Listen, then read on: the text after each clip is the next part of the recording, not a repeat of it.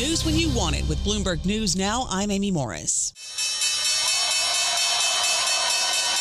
And there's your closing bell for this Wednesday on Wall Street, where traders saw an opportunity after yesterday's tech sell-off, and they bought the dip, bringing stocks higher. We do bring you closing numbers each day here at Bloomberg. The S&P 500 gained 25 points. NASDAQ gained 151. The Dow gained 226 points. The 10-year Treasury yield at 4.15% and the 2-year yield at 3.63%. Apple plans to use a $1.2 trillion parameter AI model developed by Google to help power its overhaul of the Siri voice assistant. The two companies are finalizing an agreement that would see Apple pay roughly $1 billion a year for access to Google's technology, with the new Siri on track for next spring. We're also getting more information about that fiery UPS cargo plane crash. NTSB investigators say 3 people were on board when the plane took off from Louisville, bound for Honolulu. NTSB board member J. Todd Inman says the engine fell off. And we have viewed airport CCTV security coverage, which shows the left engine detaching from the wing during the takeoff roll. Investigators say they've recovered the flight data and cockpit voice recorders. The fire consumed the cargo plane and spread to nearby businesses. The death toll is now 9, but officials fear it could go higher. Supreme Court justices today questioned President Trump's global tariffs. The court heard arguments over whether the levies amount to a massive illegal tax on U.S. companies. Justice Sonia Sotomayor questioned the government's case. I just don't understand this argument. It's not an article. It's a congressional power, not a presidential power to tax.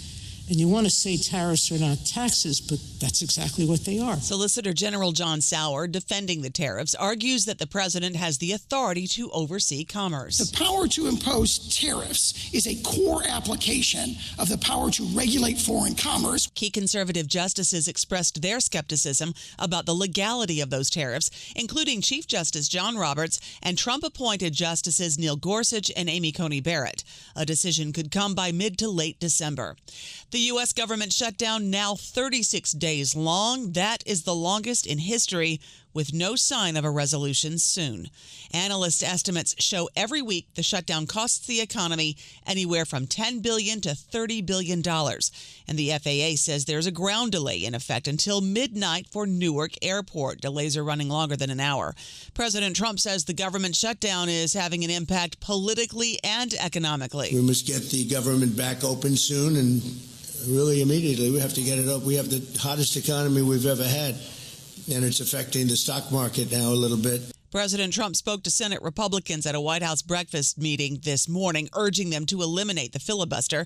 Senate Republicans have so far dismissed that idea, with Senate Republican leader John Thune saying they just don't have the votes to do that. Senate Minority Leader Chuck Schumer says he and House Minority Leader Hakeem Jeffries want an audience with the president to reopen the government. Leader Jeffries and I this morning demanded that Donald Trump sit down and meet with us to address the health care crisis.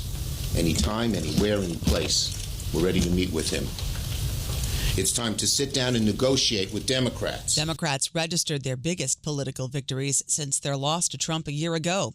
New York City elected Zohran Mamdani, a Democratic socialist, as its next mayor.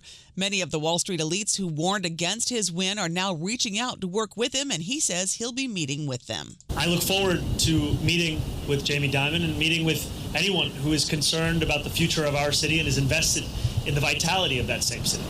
And these are not very different from the conversations I had over the course of this campaign with many business leaders who, while we may have disagreements on fiscal policy, we also found many areas of agreement as to what the city actually needed.